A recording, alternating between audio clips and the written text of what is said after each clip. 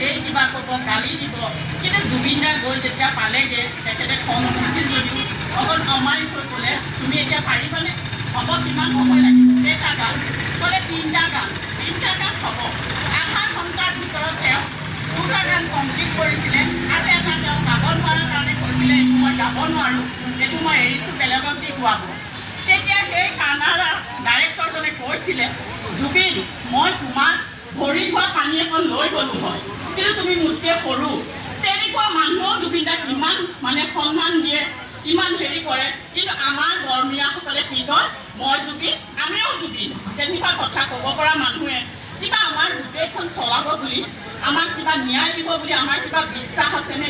কিন্তু আমি নিজে ওলাই আহিব লাগিব। মই আজি ইয়াত কৈছোঁ, সকলো মহিলা ওলাওক, পুৰুষ ওলাওক, যিমান আছে অকণ অকণ পোৱালিৰ পৰা যদি আমি জয় জুবিন দা বুলি কৈ পেলাই যদি উলিয়াব পাৰোঁ, আমাৰ তেতিয়াহ'লে জয় নিশ্চয় হ'ব। আৰু জুবিন দাই ন্যায় নোপোৱালৈকে আমি কেতিয়াও শান্তিত নাথাকোঁ, শান্তিত থাকিবও নোৱাৰোঁ, আৰু কোনো থাকিবও নোৱাৰিব। আৰু ভাল লাগিছে, শংকৰ মাধৱৰ নিচিনা সকলোকে একগোট কৰি থৈ গ'ল আমাৰ জুবিন দাই। মাজতে হিন্দু মুছলিমলৈ কিমান এটা ডাঙৰ ঘটনা ঘটি গৈ আছিলে, কিন্তু জুবিন দাই সকলোকে মিলাই থৈ গ'ল।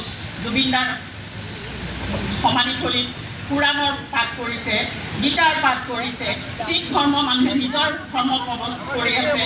আৰু এইখিনিৰ কাৰণে কৈছোঁ যে আমি সকলো ওলাই আহিব লাগে, সকলো ওলাই আহক। মই এটাই কৈছোঁ, ৰাইজক অনুৰোধ কৰিছোঁ, মোৰ ফালৰ পৰা সকলো ওলাই আহক। সৰু ডাঙৰ যিমান দল আছে সকলো ওলাওক। জুবিন দাৰ ন্যায় কেতিয়াও ওপৰ মহলে নিদিয়ে, আমিয়ে বিচাৰিব লাগিব জুবিন দাৰ ন্যায়।